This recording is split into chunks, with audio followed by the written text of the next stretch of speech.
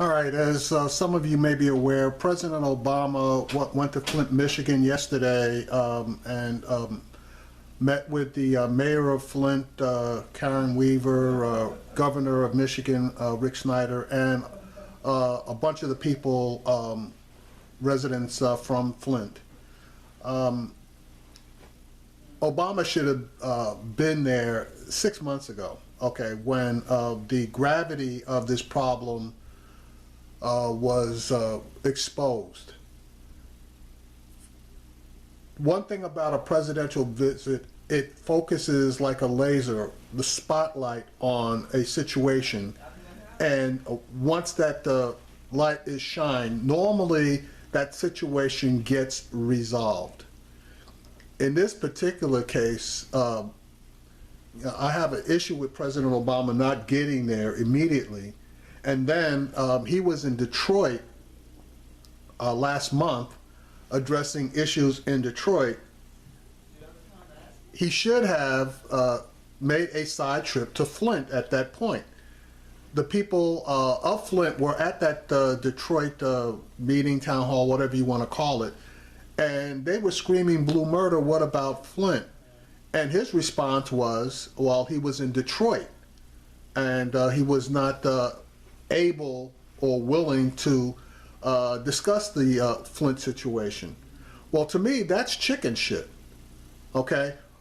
But now he's in Flint, and the people from Detroit who obviously are having issues as far as the support they're getting from the state government on budgetary problems having to do with the Detroit school system and the purposeful lack of money to pay teachers after the school year was over, but not the fiscal year, i.e. July and August. To me, obviously, the state government of Michigan is purposely screwing these black cities. Now, I don't know why I expected anything substantial to come from the interview that Mika Brzezinski and Joe Scarborough are going to have with Rick Snyder, but I tuned in on it anyway. And again, all you're going to see here is Rick Snyder ducking and dodging questions of who was actually responsible. Now, he's claiming that he's taken responsibility for that, but what the hell does that mean? I mean, three people are being prosecuted at this point in time. One guy who wasn't being prosecuted has committed suicide. Two of the people who were involved with the initial lawsuits have been murdered. So there is a whole lot that is going on here. And there were some questions that were asked that he dodged and danced around, but there were questions that should have been asked but weren't asked. And in my mind, the first question that I would have asked him is, how soon are you going to replace the pipes in Flint? And I don't want any other answer other than you giving me some type of a time frame, or you tell me that you are not planning at this time to replace the pipes. Anything short of that, I'm not hearing it. So anyway, here's the interview from Morning Joe. Okay, joining us now from Ann Arbor, Michigan, the state's Republican Governor Rick Snyder. Very good to have you on board with us this morning, sir. It's great to be back with you again. So quite a day yesterday. Not a very good reception that you got, but you did face the people of Flint along with the president. I'd like to ask, though, because both you and President Obama were drinking the water. You were drinking the filtered water. And my understanding is that water, it's a huge process for a person who lives in Flint to make the water drinkable or usable. So it doesn't really seem like such a celebratory act to be drinking the water in Flint. Well, actually, doing the filters is much more straightforward than drinking bottled water because we do have a problem still with the water system in Flint. And in terms of alternatives, there's bottled water and there's filtered water. And the filters that work on a faucet today work very effectively, and they work well. except when the parts per billion exceed 150. The filters are not rated to remove lead from the water if there are more than 150 parts per billion. And it's been documented that in some houses the filters reduce the amount of lead to less than 5 parts per billion, which even that's, you don't want any lead. But on certain days, the lead levels coming through those same water pipes at the same house were in excess of 3,000 parts per billion, which is basically toxic. So you're playing Russian roulette as far as which day you're drinking water, and if the water treatment is working particularly well that day or not working hardly at all. So what we're really trying to encourage people is this is a way to improve the quality of their life, is they can move away from bottled water. It's been found that it's safe to use the filtered water for everyone but small children and pregnant women largely. And it would be a step forward in terms of the healing process to get... Okay, and the reason why it's been found safe for everybody but small children and pregnant women is because you can't tell in any particular day what the lead levels are going to be in that water that's coming out of that tap. Flint back on a well-established water system. So Governor, you went there yesterday. Obviously, you knew the reception was going to be harsh. It was. How do you turn the corner? How does the government turn the corner to get the people of Flint, Michigan, believing in you and your government again? That's an easy answer. I need to replace all of the pipes in Flint so that there would absolutely be no lead in the water. That's not the answer that's going to come out of his mouth, though. Yeah, well, it is a process, and so I appreciate people being angry and frustrated by the situation. It's a difficult one. Actually, I want to compliment the president. I think it was very helpful having him come to Flint and reinforce a very similar message in the fact that filtered water is now safe to drink for most people, that there's a program to flush the pipes, that we need the citizens to actually participate in that. Now, Obama, when he came there yesterday, had problem clearing his throat, so he asked for a glass of water. How much are you willing to bet that when they ran him a glass of water, they had a quick test to see how much lead was in that water, and when they found that it was okay, they brought him that glass of water? There's no way that they just ran some water out of a tap and brought that water to him. And they even commented how long it was for him to get that glass of water. That we're making progress with respect to removing lead service lines to get the dangerous pipes out of the ground, and that this will be a process that will take some time. In addition, he made a strong message that is really important, that children can have a bright future still, that we're putting in place a number of medical and educational programs to make sure that if children were affected by lead at all, there's mitigation ways, steps to be taken so these kids can have a bright future. Eddie. So, Governor, could you just, thank you for being on the show, but could you just explain to me why it took so long to acknowledge that lead was in the pipes, that lead was in the water? What took so long from the discovery of the fact to the acknowledgement of the fact? Well, that was one of the main issues. That was one of the failures of government, including state government, that basically we had experts at the state still saying it wasn't a problem. And it really took outside experts, such as Professor Mark Edwards at Virginia Tech. He did a great job of identifying the issue. In fact, he's one of the key resources I look to now for good advice. We've made a lot of changes within state government, and we needed to. All right, with that bullshit, when the people were initially complaining, there are even memos out there as to ignoring the complaints of these quote-unquote troublemakers because any type of action would not have been cost effective. There are memos out there that his own official investigative committee or group came up with. So basically, you chose to ignore the poor people in Flint because they had no political power. And there's going to be a question that's going to be asked later on in this interview, and it's a powerful question, and he's going to dance around it. This is one of those experiences, a tragic situation that you wish never would have happened. And now the real question is let's fix it.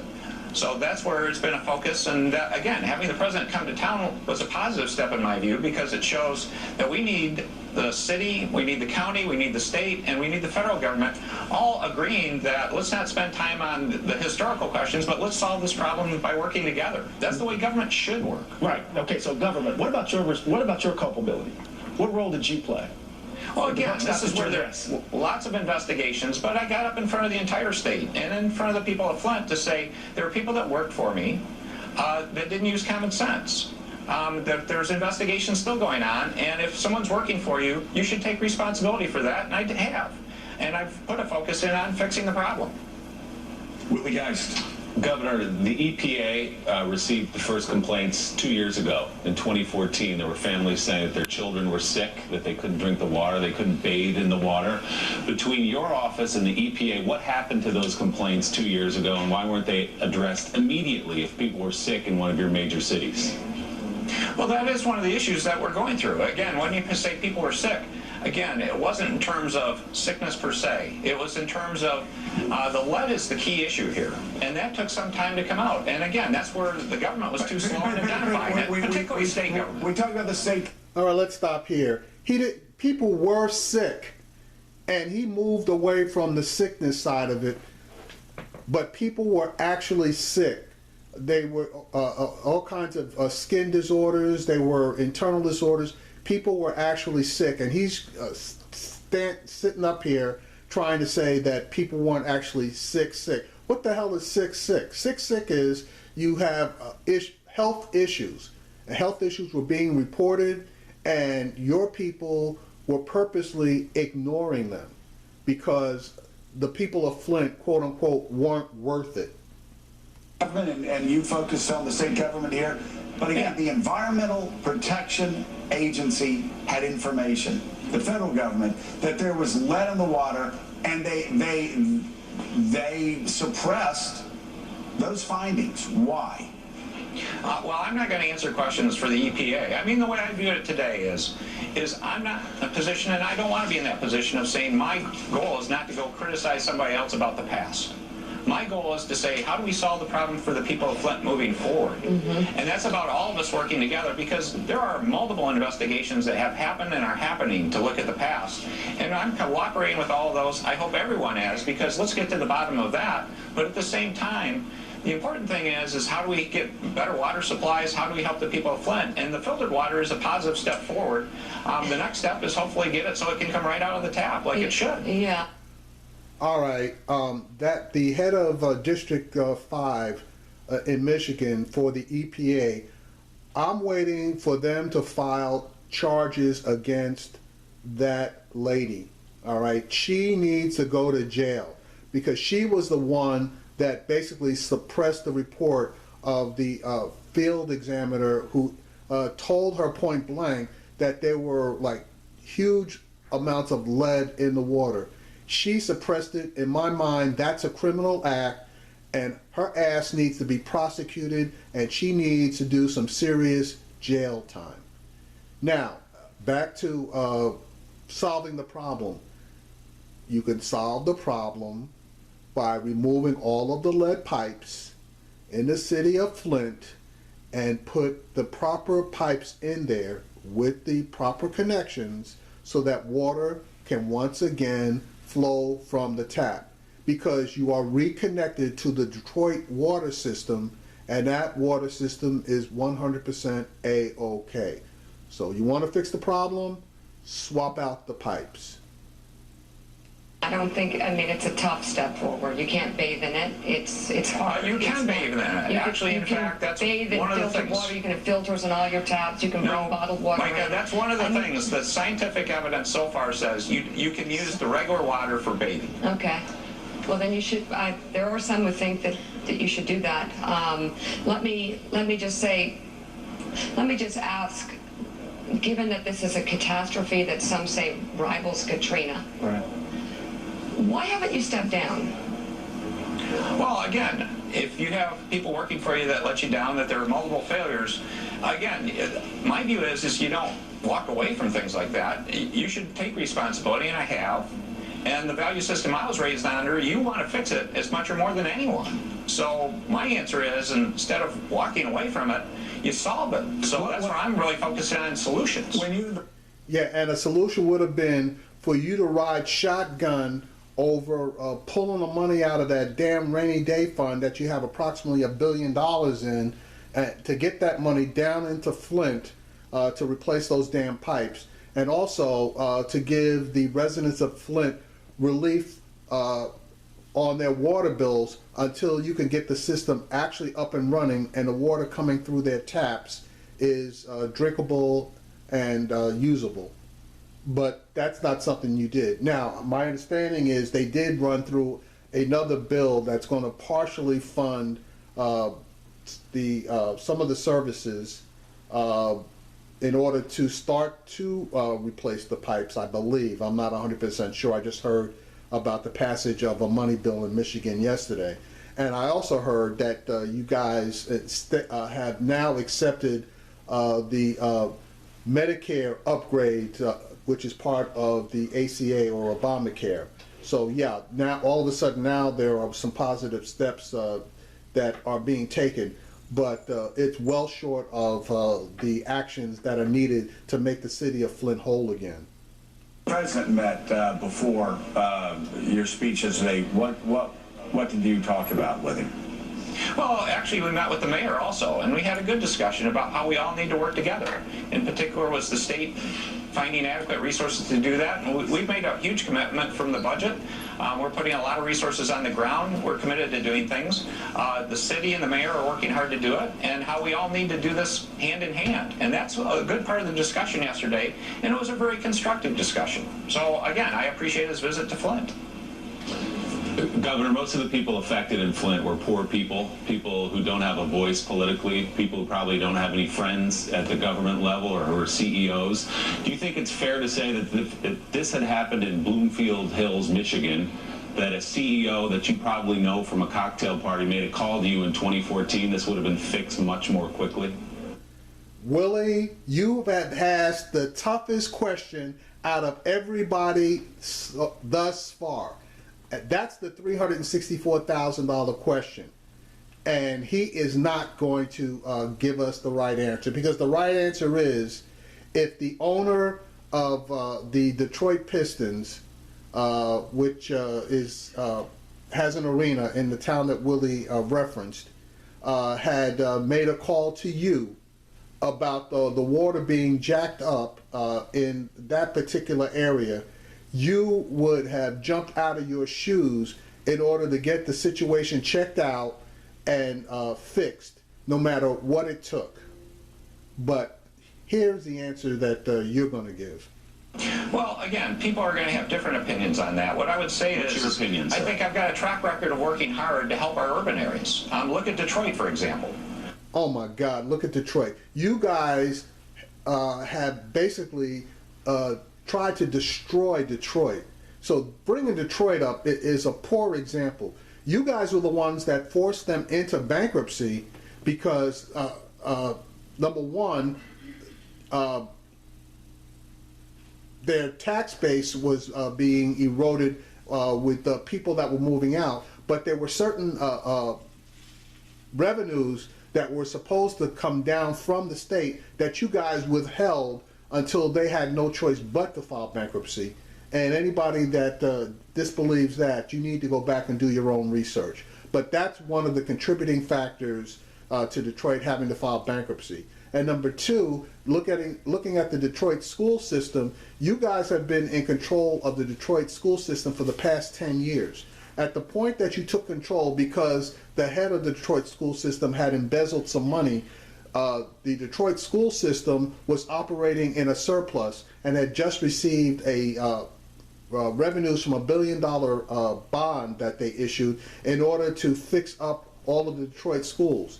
Your emergency manager took control of the Detroit school system, and it's been downhill ever since when your emergency managers first took control of the system. So mentioning Detroit, is, in my opinion, is not a good idea. We've been able to show a massive turnaround in Detroit, and that took a lot of tough decisions What about during a Flint, difficult time. What about Again, Flint, Michigan?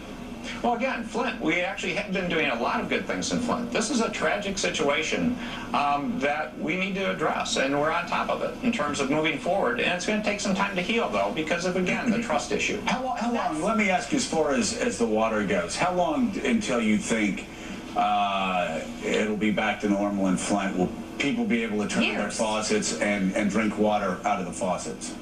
Well, I get asked that question all the time, and the answer has to be one, it's not about picking a date on the calendar, and it's not about political people picking a date. It needs to be based on good science, on the experts. And the good part is we're bringing in outside experts to help reinforce the credibility issue from Virginia Tech and other places. Right. And that was the point of actually having I appreciate the president drinking the filtered water to help reinforce that message that he's got experts that are telling people it's safe to drink, and let's show people that. All right.